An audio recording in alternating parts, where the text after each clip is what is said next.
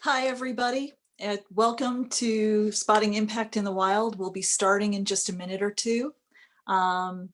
So stand by for the start of the session.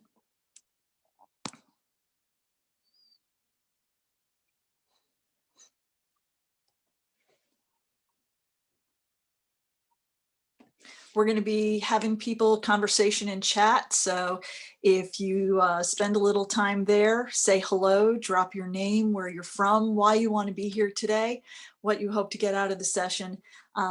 There's members of our team who are there, who will be responding to you, who'll be engaging, and we're excited to have you here.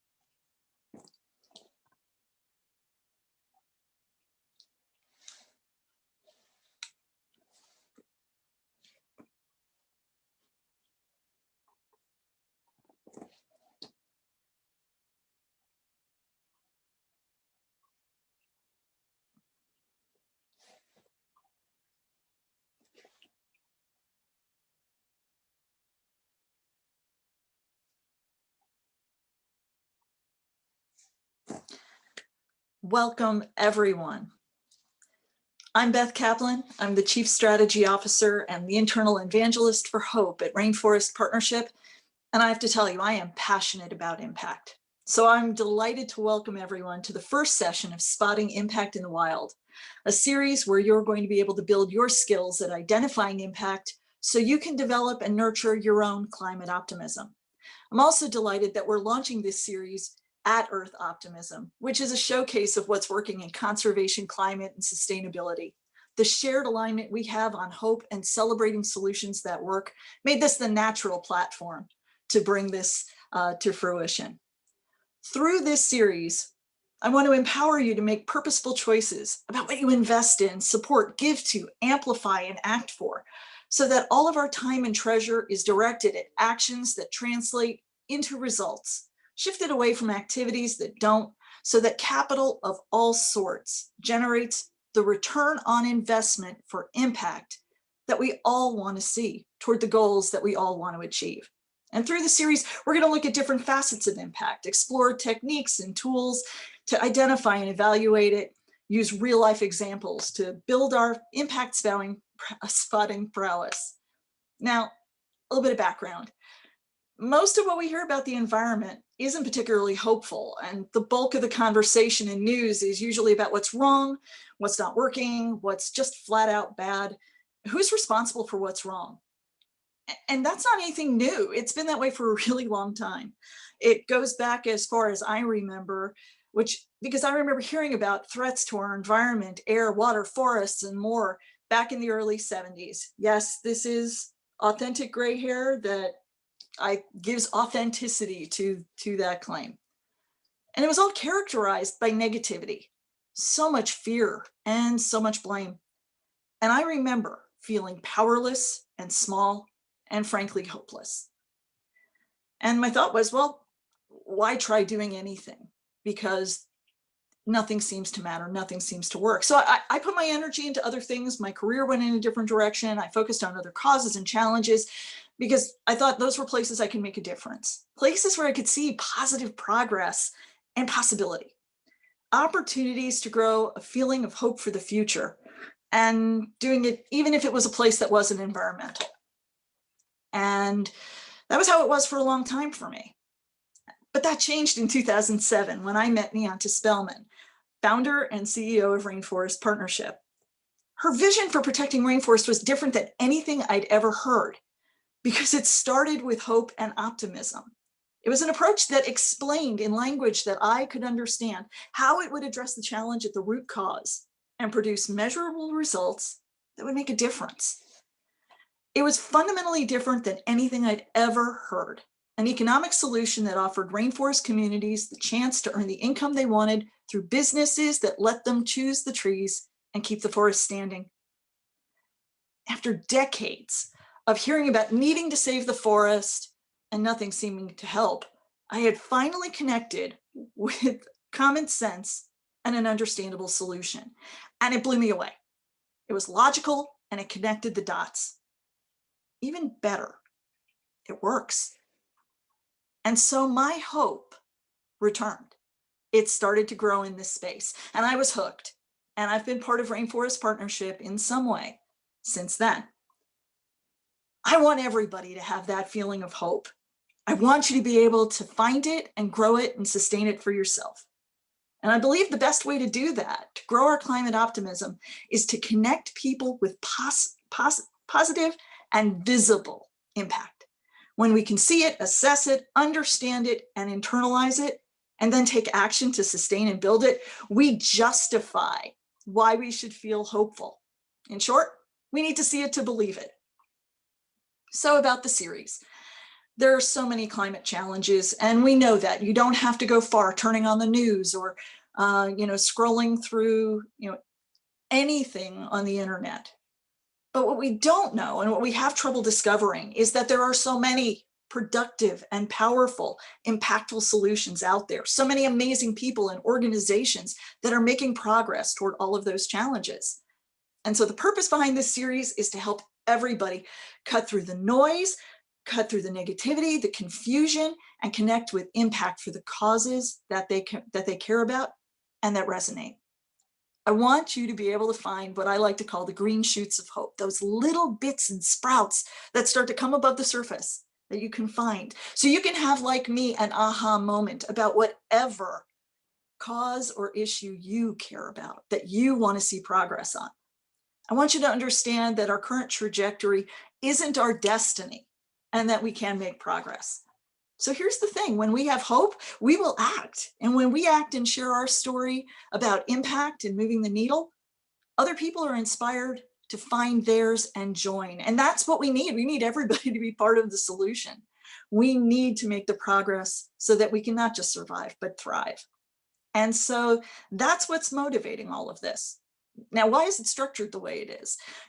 We could spotlight a handful of organizations who are just doing great, impactful work and tell you their stories.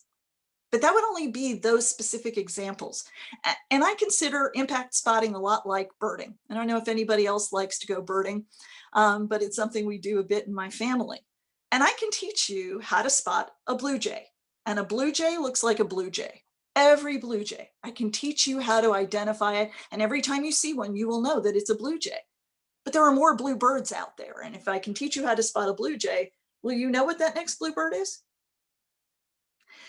If I can teach you, though, to think about how to characterize the shape of the head and look at the color of the beak, and are there any interesting markings around the eyes and the shape of the tail, you can take those characteristics and find ways to search for candidates that will help you identify that bird. In impact, not everything's a blue jay. Not everything's even a blue bird. I want you to be able to have the tools to see something in the wild and go, is that impact? Can I find out more? There's my aha moment, and now I'll act. So that's why we're going to spend time looking at some of the background, some of the theory about impact, sorting out some fundamental principles, and then practicing in the messy, complicated way that all that information comes to us so that we can figure out when we see it, recognize it, ask questions about it, dive deeper, or challenge assumptions. That's our goal here. So today, what we're going to do is just spend time around 4 basic ideas of impact. that are going to let you immediately start to flex your impact spotting capacity.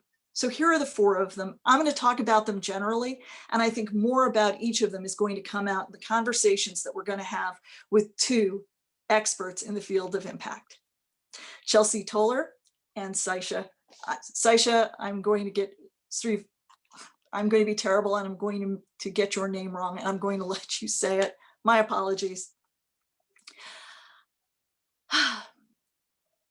The 4 concepts that we're going to talk about are our challenging goals, identifying what the problem is, and what the performance goals that will tell us that it's being solved. So how do you know you're making progress?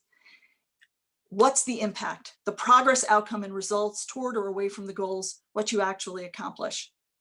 Activity, something that often gets conflated for impact. It's the actions and means that you take, what you do. And the evidence, it's the proof that the impact is being made. In this session, we're going to introduce these concepts, and in future sessions, we're going to explore them more deeply, both in theory and in practice. We'll add nuance and complexity that will make you more powerful as you flex your impact spotting muscles. And then we're going to take on other topics, bringing in practitioners from a broad spectrum of disciplines, from the nonprofit, government, private sector, from individuals, and from initiatives. We're going to look at different challenge areas, both in and beyond the environmental space, because there are great examples of impact out there that may help illuminate it better for the environmental space, but for whatever area you care about. We're going to talk about the value of complexity and the pitfalls of oversimplification. We're going to talk about capital. There's wealth to be brought to this just beyond cash and funding. Your time, your network, your knowledge, your goodwill. All of those are forms of wealth that matter in all of this. We'll talk about halo, goodwill, and reputations. We'll talk about proxy indicators of impact and more. So here, we're going to go into the 4 concepts: challenge and goals. What's the problem, and what are the performance goals that are going to tell us that it's been solved? Fundamentally, what needs fixing? What's the problem that needs solving? If you can crystallize that, that will help you figure out what has to be done, what the impact that solves it is. So first, what's the problem? Whether it's the challenge of deforestation for rainforest, whether it's the problem of plastics in the oceans, whether it's the quality of the air we breathe, the protection of biodiversity, or a problem that just faces you in your own local community, like pollution in a lake or a stream, or anything else. So start with what the problem area is and look beneath the surface. Are you seeing something that's a symptom, or are you seeing something that's truly the fundamental problem that has to be addressed? Sometimes we see a symptom and we stop there, but we've got to ask the question, is there something else? Is it deeper and more complex? And that's what we want to look at. For every problem, there needs to be a goal of how to address it, how to resolve it. Sometimes you'll have incremental goals that are waypoints along the way to total resolution. Sometimes you'll have a big goal. So those are those 2 things: problem and goal. What's the issue that has to be addressed, the challenge that has to be addressed, and the targets to solve it. Then we got to research the problem, research the goals, and there are great resources out there for a number of them. And then define what equals success. Then we get to the heart of the matter: impact versus activity. They're integrally linked, often conflated, and essential to sort out. Progress and outcomes and results, that's impact. Activity, it's the means, it's what you do. Impact, it's the outcome. It answers the question why. It's how you move the needle. Here's the problem. So much of the messaging in this space focuses on activity. But the problem is, not all activity makes a difference in addressing the problem. And that's where we all have to become better consumers of all of that incoming information. I'm going to give you a tip. This is how I deal with it when I'm looking for impact. I don't let anybody start by telling me what they do. I ask them to start by telling me why it matters, how it makes a difference. Tell me how it moves the needle toward achieving a goal or a milestone. And if you can do that, then tell me how. That's when it matters. If you can't tell me why it matters, then how you do what you do isn't relevant to the conversation. New ways of doing things aren't necessarily better if they don't get results or get them faster or more effectively. So I'm going to challenge all of us to be laser focused on outcomes, the things that are accomplished, the things that are projected, and be relentless about looking for it and asking for it, because anyone who's asking you to join them in a cause or in an action owes you how it's going to make a difference. If more of us ask for it, we will retrain people to provide it. And that's really important as we move forward together in impact. The next thing is evidence. How we know that the activity resulted in outcomes that moved the needle, or that it makes it likely that it will.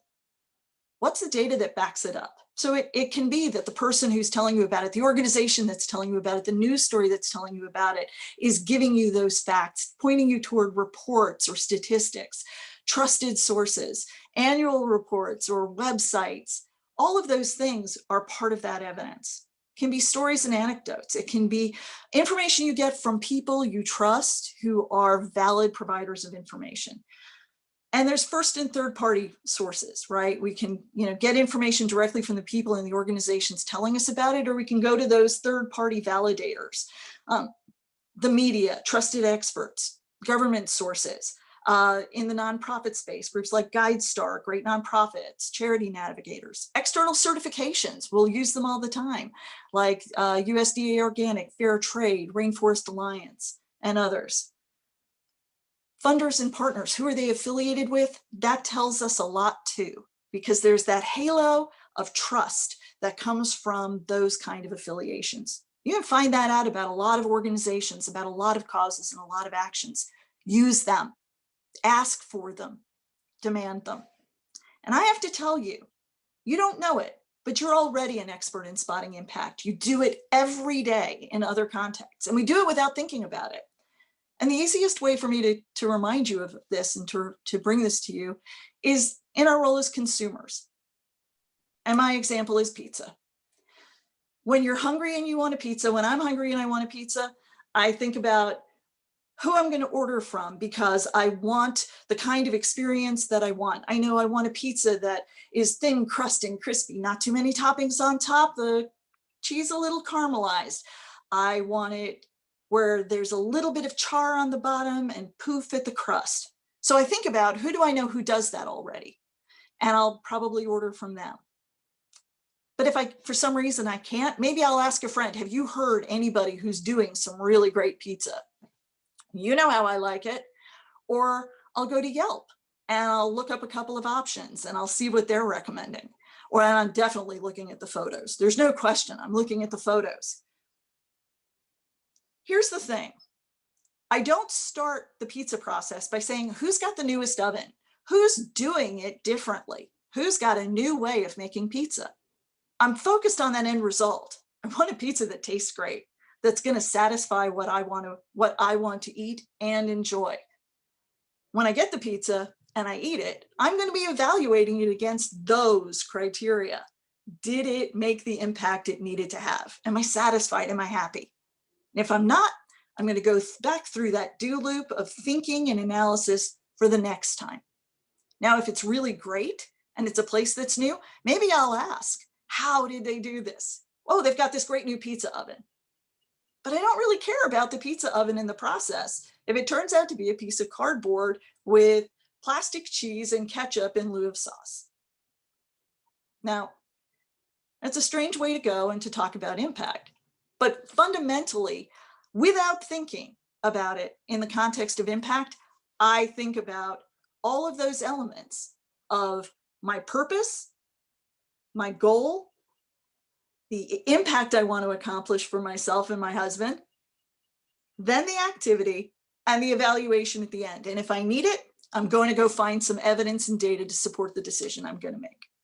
You do the same thing too. And our challenge is to get all of us to do what we do in those contexts and move it over to the cause and impact space for the big problems and the challenges that we face individually, in our communities, in our countries, and as a global community. In the spirit of evidence and supporting information, we're going to move to bringing in two experts in impact into the conversation. And so our first interview is a recorded interview I did over the weekend. We were hoping to have Chelsea with us live, but she's traveling and she wanted to be here with us today. So we've done a recorded interview with her. Chelsea Toller, who's the partner at Nova Impact and president of the Keep Families Giving Foundation. She's a partner at the one and the president of the other. She is dedicated to impact. Most recently, her family foundation served as the first ever Next Gen campaign leader globally for Giving Tuesday by inspiring over 1 million Next Gen acts of generosity around the world and raising over $800,000 for Next Gen initiatives and causes. Her passion for strategic philanthropy and experience in movement building has resulted in over $21 million raised for more than 750 nonprofits. And as a partner at Nova Impact, she enjoys educating and amplifying the voices of Next Gens committed to impact on a global scale. She's passionate about inspiring Next Gen leaders and increasing access for Next Gens within community, venture, corporate, and family office sectors. And she's building a successful career in philanthropy and deploying capital for good. She enjoys providing strategies and resources for entities and Next Gens seeking to more thoughtfully galvanize, measure, and invest in impact within foundation, family offices, community, and social good circles. Chelsea, it's great to be here with you today. Thank you for making the time to be part of the first episode in our series, Spotting Impact in the Wild. So excited to be here, Beth.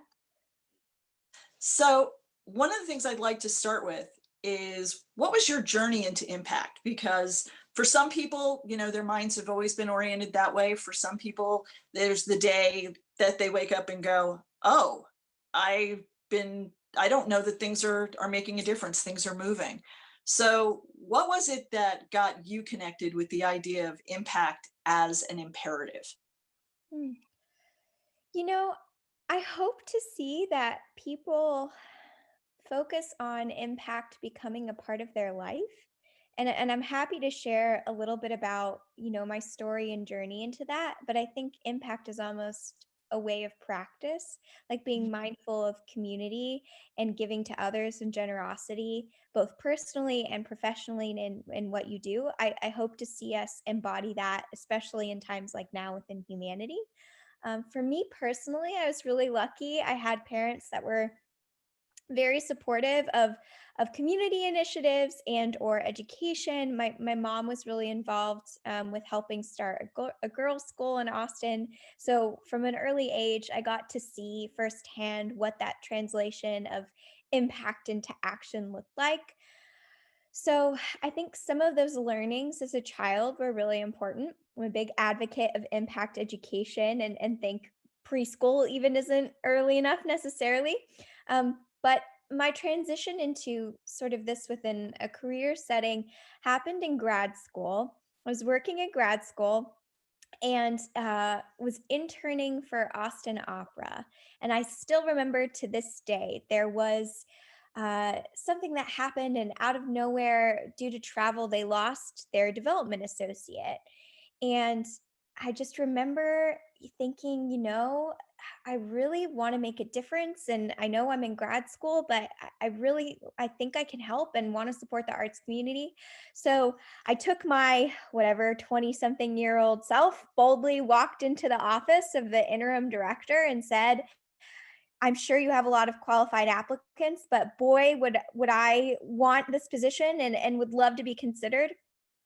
And I think it's important to think about, for me, this was the moment that this happened. This interim boss woman took a chance on me and she said, Chelsea, I don't need to look at other applicants. We will make this work. And I think now getting to be in a position, if you can leverage, and if a young girl or woman comes to me and says, hey, I want to be involved, like my answer needs to be yes, and you figure out the details later. But that was my first step, and shout out to Connie Sullivan, who has remained a mentor in my life, for giving me that shot and showing me the world of nonprofits and arts and support and community. I wouldn't be here without her. So my next step was I finished grad school, finished up that role there, and was recruited pretty heavily to join as the first ever development hire for I Live Here, I Give Here, which helped start Amplify Austin, which is the giving day for the city. I predominantly worked with corporations and family foundations around their strategies and support for them in figuring out how to make an impact. For a lot of them, they maybe had given to certain organizations but didn't really have a strategy or hadn't done a lot of work to figure out, okay, not only do what do the partners want, but what do our employees want? How do we Mhm. get them involved? How do we not only support, once a year during this giving day, but we actually built out alongside them programs for, this is how you figure out, and the data around these are the causes your employees care about. These are the causes your partners and leadership executive team care about. Let's formulate a plan for the year that encompasses all forms of capital towards impact in the community that's in alignment with your mission, and where at all the levels you're seeing a need or a want to move the needle or make a difference. From there, I transitioned into running my family's foundation. I learned in that process that I Live Here, I Give Here, and worked under yet again an all women powerhouse team, that I was really passionate about next gen. So I think a lot of us think about or want to hone in on what are the problems we want to solve, or get attached to a particular cause. For me, I saw the problem that I could best solve was inside. And that was, I was a next gen, and I didn't feel like there was a whole lot of support or resources. I didn't have a peer community. I just kind of was thrown into, hey, you're going to take on more of a leadership role, and really thought, wow, if I can help other next gens and create community, and give them access to mentorship, what a difference it would have made for me, and what a difference it can make for others. So, as a part of that process, was very fortunate to have my now business partner of Nova Impact, as well as our principal of Nova Impact, Olivia Dell and Anne Marie McComb, as a part of this young group of next gens willing to make a difference in the world on our advisory board. We started Nova as a way, for young folks or young professionals to learn how to give philanthropically, but also into social impact startups as well. Um, One of the things I want to ask before we go too much further, how do you define impact? Oh, what a question. I think impact is when you've identified a problem or an interest area within community that you think you're well positioned and suited for to maybe not solve, but at least make a difference in. And it's when you step into your purpose. So I think of it as going from that 0 to a 1. And while that seems simple, there's so much that needs to happen before you step into your purpose. Maybe you need to meet certain people or mentors. Maybe you need to spend some time serving on a board at an organization or several organizations before you're ready. But impact I see happening when one or more people or community really move the needle, and are ready to execute on that purpose piece. Wow. So purpose really informs your embrace of impact and motivation of impact. And it sounds like finding everybody's personal points of purpose, the guide stars that they put out in front of them is really essential to starting on an effective impact journey. Yes, I also think there's a great deal of importance that should be put on within impact alignment, and work on if you're the right people or the right team to take on that problem or to step into that purpose. So as an example, right, I think pivots are important. But if you can find or leverage, we've seen this in COVID, nonprofits realize, we we are really well positioned to potentially help with this area of the problem. And being mindful of the overall impact ecosystem is critical. So be authentic, be yourself, find your drive, what drives you, what gets you excited, and also have a really hard conversation with yourself and your team on, is this the right impact for us to make? Because there's a whole lot of people throwing around the word impact, right? So, where in the ecosystem does it make sense for you to get involved and you to move from 0 to 1? One of the things that I observed since we first connected is that with the Keep Families Giving Foundation and your work with Nova Impact, that a lot of the nonprofits that you've connected with are some of the less well known, all high impact, not top of people's minds, names in the news kind of organizations. How have you gone about finding them? Yes. So our if we're operating in a venture capital mindset, our pipeline and vetting process is a little different than most. We listen to our community. And I think what we found, and I certainly can't speak for every next gen in the world, but I can speak for the population within our particular Nova and within our family foundation. They value a lot of similar things together. They care about diversity. They care about climate. They care Mhm. about gender equality. They care about, can the support of this nonprofit or the collective of this nonprofit, is that going to make real change? And you don't have to be the more well-known and established nonprofits to get there. In fact, some of our next gens find that they can make more of an impact because they're just getting started, or really want to join communities where they can learn intergenerationally and have a bit more of a voice, that it's really helpful to pick nonprofits that are maybe a little less well known or have smaller budget sizes to grow alongside them in their journey. Impact is also often used in the philanthropy sector, which I tend to be in quite a bit. And particularly in the pandemic, what I've seen is, to your point, Beth, it's almost like the trust and the trust network was accelerated in terms of importance. So Yes. nobody was moving dollars or time or leadership unless there was, a really strong understanding of, I know someone on their board, or I know their team, or my daughter worked for them, whatever that was. So that almost became more critical because of the speed that we all needed to move the needle on certain issues. I want to shift gears a little bit because I know this is a subject that's really it's both personal and professional to you. And I want to talk about impact education because that's an initiative that is part of your personal journey, but also part of what Nova Impact is doing right now. And so, what motivated that line of action that you're currently undertaking, and why do you think it's just an important thing for people to pursue? I love this question. I think, and hopefully this is accessible and relatable to folks, but when I think about how you enter the impact space or your journey, figure out where your passions lie. And for me, I'm pursuing a doctorate degree in professional adult and community education at Texas State, and have a background from the University of Texas in St. Ed's. But it took me a while to get there, but what I realized was universities are such a wonderful partner for considering how to tackle creating impact or impact education.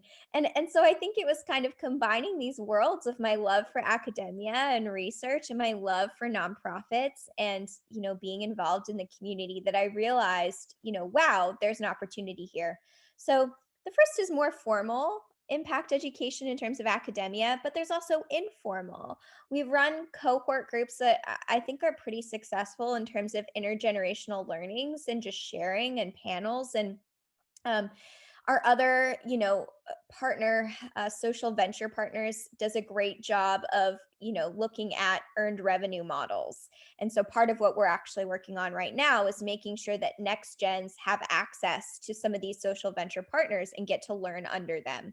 So I would say in terms of impact education and what I would recommend in this is, in your journey, find out what you're passionate about and then find out how to step into your purpose. So for myself, Anne Marie and Olivia, that meant working with, communities that we know, like St. Ed's and the SVPs, and realizing, okay, now how do we connect these learners to those opportunities? And we're just really excited to be able to facilitate that. And one more question. What's the question I should have asked you and didn't? What should I ask you to help people who are on the start of this journey? Live boldly. I think, the question is when to start, and my answer would be now. So we need everyone. We need more than everyone to care about impact and to begin that what could be, one day or it could be a year of your journey from 0 to 1 and stepping into purpose. But make the conscious effort to try. As somebody who felt overwhelmed as an intern, right? Just sitting with some of these literally legendary families that cared about the arts communities, some of them for over, I don't know, 80 years at this point. I can remember just being scared and thinking, but how can I make a difference? Let me help you. You can make a difference. Your purpose, your hope, your skill sets, your perspectives, they matter. So do it, and do it with your full heart, full self. Jump in, and there are going to be people and mentors and organizations like RP and Beth and Niyanta and myself and our team. We're going to help you along that process. Thank you so much, Chelsea. I think that's great advice and great insight. Welcome back.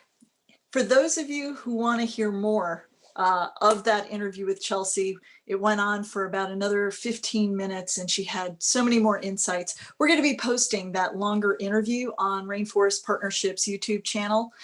So find our website. I know our team will drop our website and some other ways to stay connected with us and to chat. And you can connect with the rest of that interview there. And now I want to welcome our other special guest.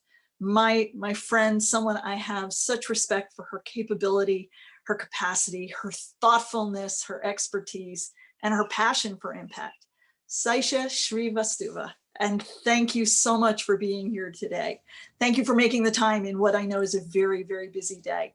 Let me just say a couple of things about her before we get into conversation. I met her through Chelsea, through a session where she was speaking about characterizing impact and talking about impact. And I learned that that was one of the driving purposes of her life. And that's where we connected individually and have built a relationship and a friendship for which I am so, so grateful. Her work in that space is exciting and illuminating and groundbreaking. And it's thrilling to see that work advance toward connecting capital of all sorts with high impact organizations. I think that the work she has done and continues to do is going to advance people in how they think about impact and incorporate it as a guiding principle on their impact journey. A little bit about her background. She's got international business experience in nonprofit healthcare, clean tech, fintech, mining and construction industries. And she's currently embarking on a new trajectory in consulting with McKinsey & Company.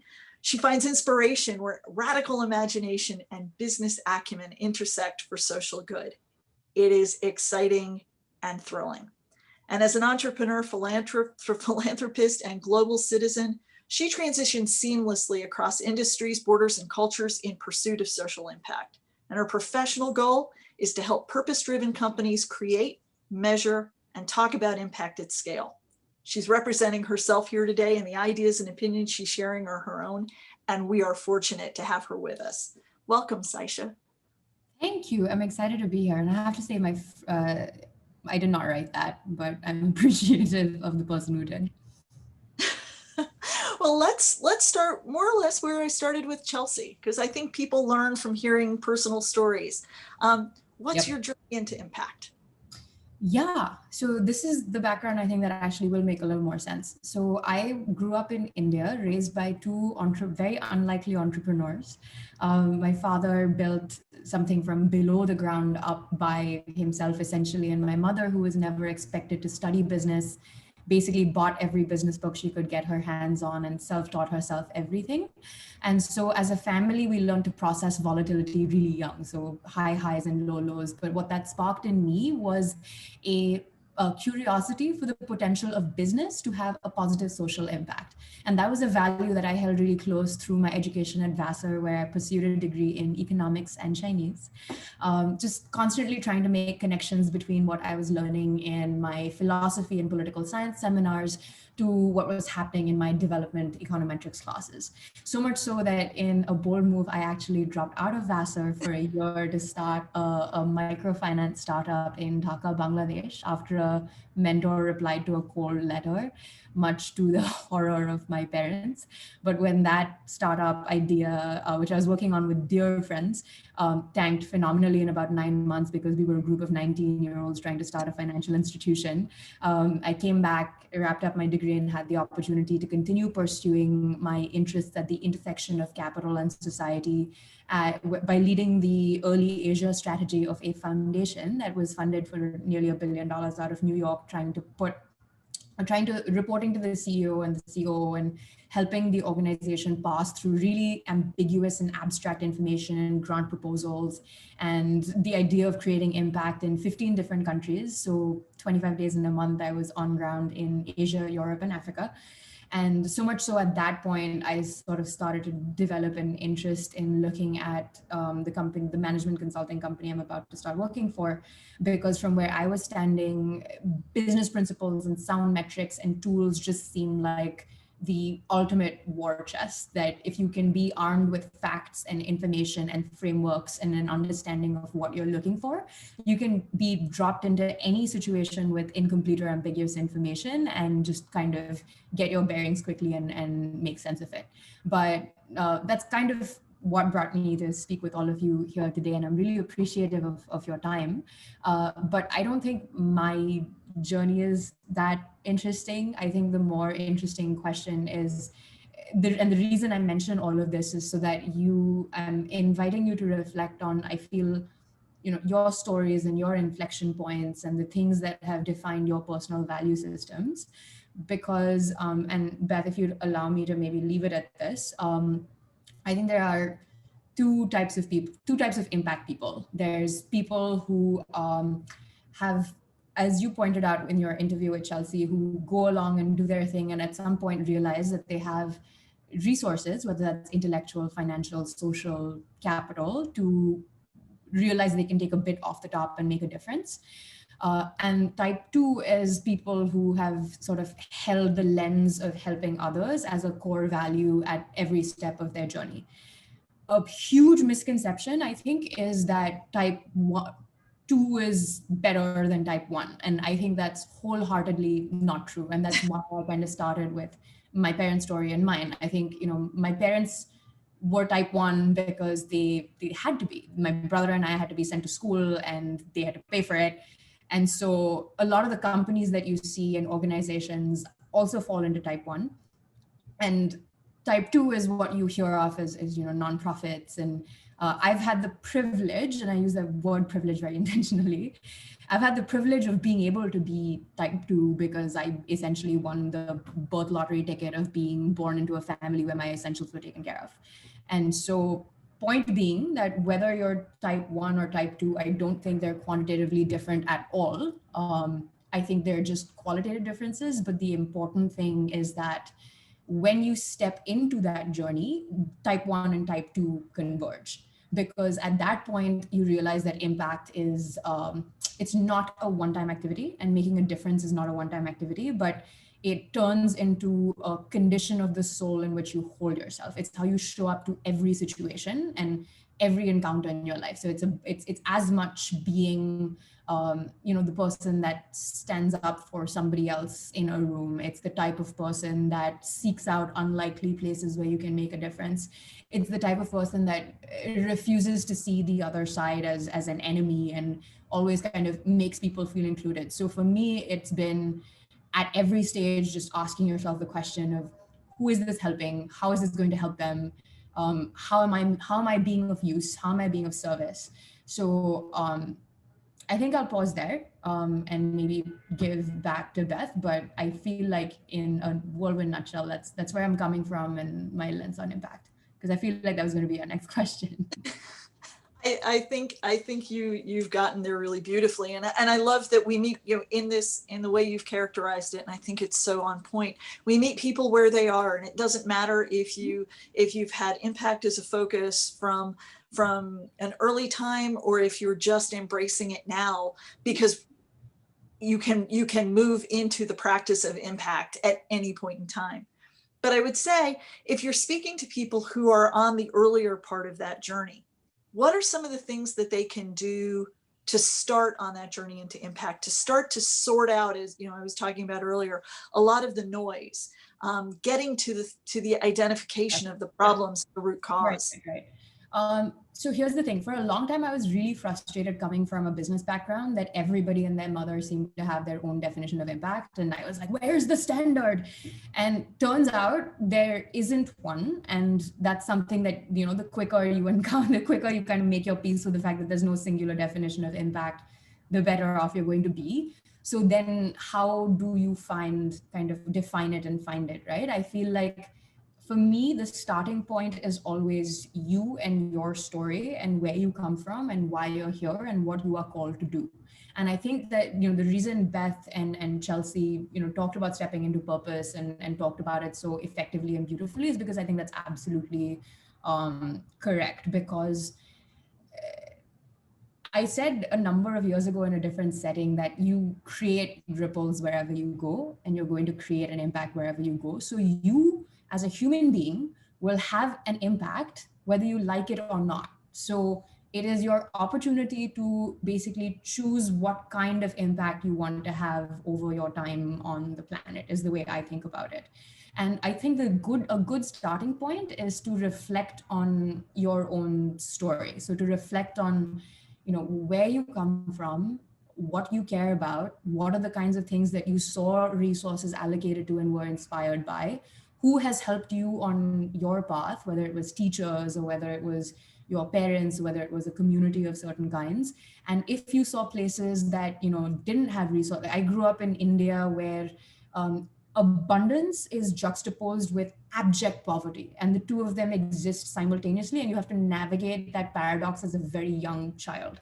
And so I feel like that created an impression on me, but I think everybody's inflection points are different, right? When they stayed in a particular place, I saw somebody in the chat mention a local food bank, and has walking past that food bank influenced you as you've navigated your hometown or navigated where you are. So I think everybody has their stories and their histories, and that I would say is the best starting point. And from that point on, honestly, it's a massive educational process that's as much internal as external.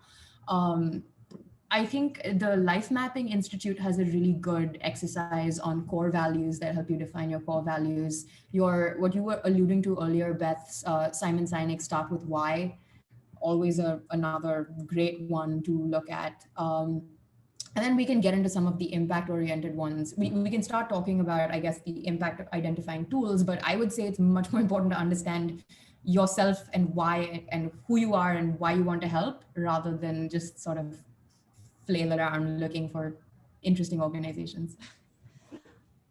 Absolutely. And if we're going to be collecting resources and references and putting together a reference list that we will be making available through the RP website. So we'll gather a couple of the links that to things that Saisha was just referring to, and be including them there, along with other resources that we intend to grow through the course of the series. So one of the things I do want to shift a little bit to the work that you have been doing. Yep. All of that deep dive, deep analysis. You're one of the few people who reads annual reports and doesn't look at it as drudgery, but looks at it as detective work and discovery and deepened understanding. So tell us a little bit about that work and what it's been revealing to you, and about the characteristics of high impact organizations, and how we who want to make a difference can look to find those high impact organizations that can help us be a place to move the needle for good. Yeah. I'll say three things. One is why you always have a choice when you're going to go and try and create impact, to do the easy thing or to do the hard thing. And like most things in life, the hard thing is the right thing. So if you want to go, and first off, I think large organizations and large nonprofits like the Red Cross and Habitats for Humanity and Amnesty, I think they do amazing, incredible, really important work, your Planned Parenthoods and ACLUs of the world. However, I think that the big problem in nonprofit is that you have about 10% of organizations that are massive and that are hugely overfunded. So Red Cross, for example, $2.7 billion budget last year. Whereas some of the small medical camps that we look for, are trying to get their hands on syringes and Band-Aids and that kind of thing. Whereas 90% of the world's organizations, NGOs, are severely under-resourced. And it's not like only those 10% of the organizations are doing a lot of work. So what's happening? I think a lot of the time, we want to kind of press a button, one click, cut a check and move on. And so the first choice that you're going to have to make before I get into any of this is hey, if you really want to go to an organization where your $100 is going to make the most possible difference or create what I call the greatest measurable social good, then it's going to be work. So if you're prepared to do that work, that's thing one. From there, I think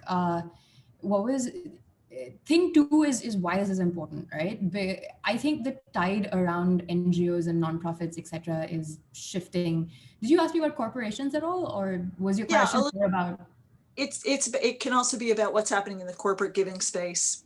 Right. Okay. Got it. So in the corporate giving space, I think, if you've noticed, and I saw in the chat, a couple of folks were saying, hey, I've been hearing a lot about impact over this last year in particular. The reason that is happening is because there is a tidal shift coming in the impact space. And that is basically the fact that 53 to 60% of employees, customers, stakeholders, shareholders are all going to be millennials and Gen Z in the next 10 years. A Porter and Novelli study, the 2018-19 one that gets cited a lot, said that 82% of Americans want to buy from or work for a purpose-driven company or mission-driven company. And so the kicker is this, that millennials and Gen Z are actually, they're a generation that demands more than empty lip service from corporations. So they're, Beth, do you want to take a guess at what the Gen Z attention span is on content and reports and that kind of thing? I'll lean into a TikTok type guess and say 10 seconds. Although I think it's actually not bad. But no, that I will tell you though, if you go by our Gen Zs who are leading our Gen Z for the Trees initiative, it's a lot longer. They deep dive, they want to eat content, but that's Yeah. But so first off, it's 8 seconds. Second off, I don't think that's a bad thing, because Gen Z and millennials are inundated with information to a point where they can parse through it really quickly. And if it is an inauthentic message, if it's non-credible impact, they are uninterested and they're taking their attention and their business elsewhere. And companies are starting to realize this and be like, oh, wow, how do we do this impact thing in an authentic and correct way? And that's really exciting. So I think people are really starting to look at it really effectively. So we were looking at this for a whole lot. It's an idea we've been playing with for about 5 years. I'm sure I'll think about it. It's not gone away. But as I was looking at some of this work over the last year, we spoke to about 250 nonprofits and reached out to about 1,200 companies and spoke with a number of them on what impact is and what kind of organizations they give to, and NGOs, and had basically close to 90-minute to 2-hour sort of interviews with nonprofits. And from that sort of identified 8 or 9 traits that I think make really resilient and impactful organizations. I think rather than to throw impact tools and impact frameworks at you, it would just make sense to maybe discuss a couple of those, but maybe I'll pause here and defer to you on what makes sense. Well, here's what I'd really like to do, which is to invite you to come back to a future session and let's really deep dive into that around exploring each of those characteristics, because each of those then becomes one of those facets of how do I characterize what I'm seeing? How do I better understand that? I want to make sure we leave a little time for questions.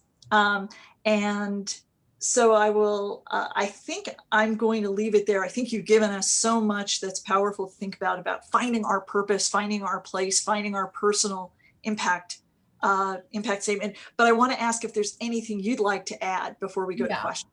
If you will allow me 45 seconds, I'd like to just laundry list through a bunch of these that I think are most helpful. When you're looking at, because I think these will answer some of the questions I can see in, I'd love to know what orgs are considered high impact and why. This is just, again, based out of my observation. I think the 9 or so qualities are, you want to look at organizations that have strong leadership and long-term vision. So an organization that is steered by steered by somebody that has an idea of where this organization ultimately can go 10 years, 15, 20 years from now. Second, you want to look at a really values-driven organization. This is what we believe in. This is why we believe in. This is what motivates us. I think Rainforest Partnerships is a fantastic example for a number of these, but I think you'll hear more about this later in the week. But look out for organizations that tell you, like, these are the values we are driven by. This is our purpose. Third, there's an Indian word called jugaad, which is just frugal innovation. So look, that I think, and this is inspired by Give Well and effective altruism, etc. You want to look at the organizations that will take your dollar and stretch it the absolute furthest. So if you're going to give $100 check to the New York Public Library that has a budget of $150 million because you care about literacy and education, let me point you to a small literacy program in Harlem that's going to take your $100 check and stock its library and affect like 600 more kids with it. You want to look at organizations that are highly transparent, and highly transparent in that an annual reports is one way of doing that, but annual reports especially that you need to be wary though of the caveat that a lot of the most effective organizations don't have the resources to publish big fancy annual reports. So you also want to be in the spirit of transparency, you want to look at organizations that are highly transparent about their failures. Like one of the conversations Beth opened with, she was like, let me tell you about the time Rainforest Partnerships almost failed. And I thought that is it's a classic example of like, hey, very, very upfront about ways that, the organization has gone wrong. Fifth, you want to look at nonprofits that are very resilient to crises and very resilient to, are not very cash dependent. So if, for example, I don't know, a pandemic happens and you don't get funding for a year, how are you going to survive? You want, again, sixth, probably very adaptable. You want organizations with a very adaptable mindset. We were doing this thing and then we found a bunch of bees and honey, and now we're going to go make honey and sell it because that's a better alternative than widows and embroidery, which is what we were trying. Seventh, you probably want to look at organizations that are, again, Rainforest Partnerships, fantastic example, deeply entrenched in local communities and highly trusted in local communities. If the local community doesn't trust the organization or you don't see a lot of local involvement, big red flag to move away from. And last, I think you want to look at organizations that are pursuing scalable solutions that can move. So they're doing something now for 100 people, it can move to 1,000 people really easily. And I think the big, really important one is root cause analysis. So you want to ask, I'll give you an example and I'll tell you what root cause analysis is as a result. Homeless population suffering greatly in Mumbai. Organization NGO A is giving food packets to populations in the slum. 2 organizations giving food packets. Organization A gives 5,000 food packets. Organization B gives 5,000 food packets. Organization A is giving more and more food packets every year. Organization B is giving fewer and fewer food packets every year. If you think A is better, that's probably not true, because if you look closer at organization B, you notice that organization B has asked why 7 times, and that's what the root cause analysis is. Why are they giving out food packets? Because people are hungry. Why are people hungry? Because they don't have money. Why don't they have money? Because they don't have jobs. Why don't people have jobs? Because they're not eligible for jobs, so they can't get jobs. Why can't they get jobs? Because they don't have ID. Why can't they get ID? Because they don't have money to go pay for an extra ration card, voter ID, birth certificate, etc. And so organization B is using food packets as an entry point to also give voter ID registration services or ID legal services, etc. And as a result, can give fewer and fewer food packets or take those food packets and give it to another location.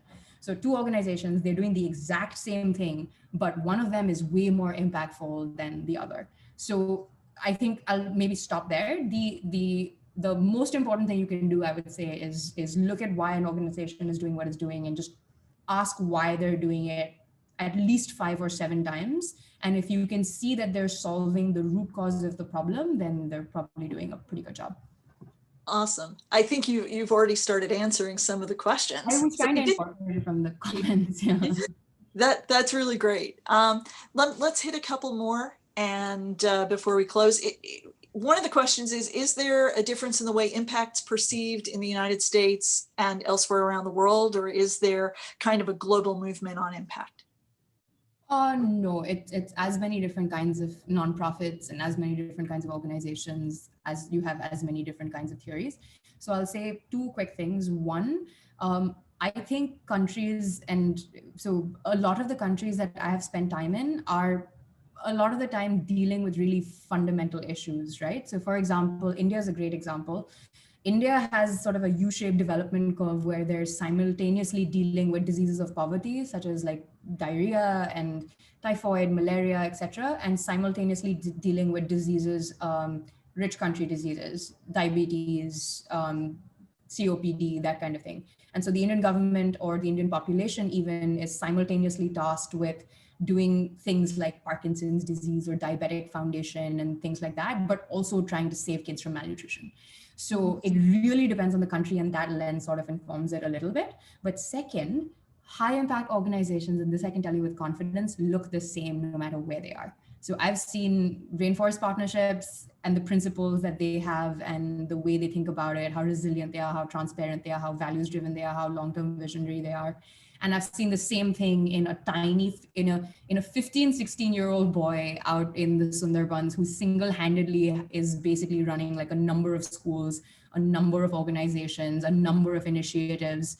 And the 2 speak different languages, different cultures, different, like not connected to each other at all. So the core principles, and I hope this is recorded because I know I spoke really fast and you can go back and look at it.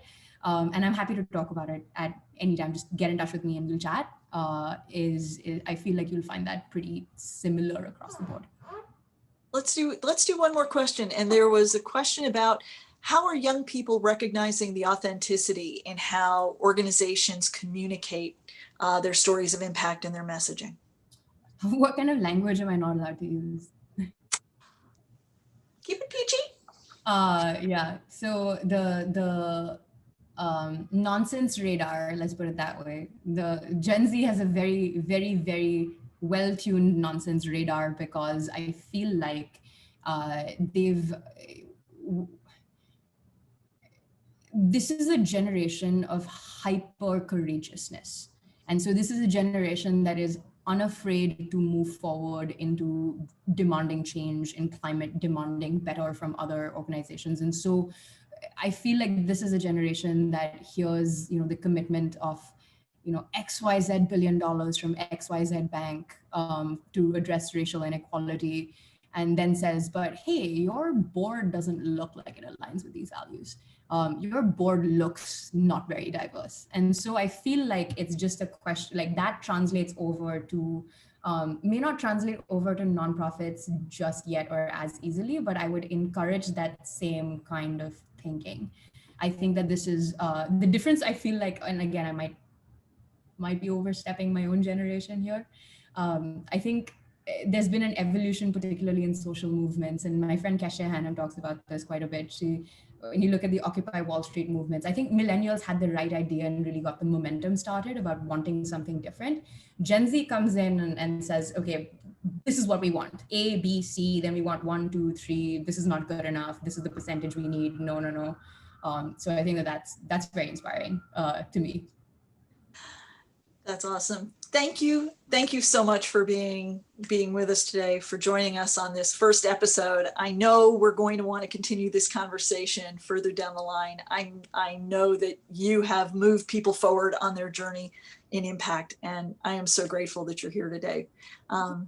It's again, something Chelsea said this, you said this, very, very happy to serve as a resource for a lot of these conversations. I know they can be very noisy, so I try to keep the discussion more oriented towards first principles. But if folks are interested in actual, I guess, frameworks or how to read annual reports, how to read grant proposals, very happy to get a little more into detail that I can't in like 15 minutes here. Exactly. And those are the kind of things we're going to bring up as other topics in the series, because we want people to get into the practice and then explore different aspects of how to proceed. So let me wrap up this session with just a few words. The big takeaways for today, for everybody: you are already able to flex your impact spotting muscles. The 4 principles that we focused on today are the purpose, problem, and goals, number 1, activity, number 2, impact, number 3, and evidence, number 4. And I know those are things that came out through the inspiring and informative conversations with both Chelsea and Saisha. Please join us on Thursday for part 2, because what we're going to do then is listen to the stories of a couple of powerful, high impact organizations who are making a difference in the spaces they work in. And we're going to listen in on a conversation between the leaders of those 2 organizations and spot all of those elements in their conversation. We'll get a little hands-on and flex our muscles. So bring your field glasses, bring your checklist, and rejoin us at the same time, 1 o'clock Central, 2 o'clock Eastern, with Earth Optimism on Thursday. I also want to invite everybody to stay connected with RP. Go to the rainforestpartnership.org website, sign up for our newsletter, sign up to stay connected. We would love to continue to share information about what we're doing in the series and elsewhere. And I want to invite all of you to be part of 2 more events. There's going to be a Reddit AMA, Ask Me Anything, with some of the RP team members, our Peru country director, Fanny Cornejo, and one of our amazing Gen Z for the Trees team members. They're going to be available to talk about the impact they're making and how they're getting it done. And that's tomorrow, and we'll be sharing the information for that on our social media. And also Films for the Forest, our International Film Challenge, will be having its debut screening of the winning films from this year's competition. Go to filmsfortheforest.org and you can sign up, register for the screenings there. It's going to be screened on that website and on our social media. But there's an opportunity to be invited to an interview with some of the filmmakers after the North American screening. So if you sign up, you'll get an invitation to that. I'm so appreciative of your spending time with us today. I hope you'll stay with us through the rest of the series. Stay in touch with us. Thank you, Earth Optimism. Stay connected with the rest of their amazing program today and through the rest of the week.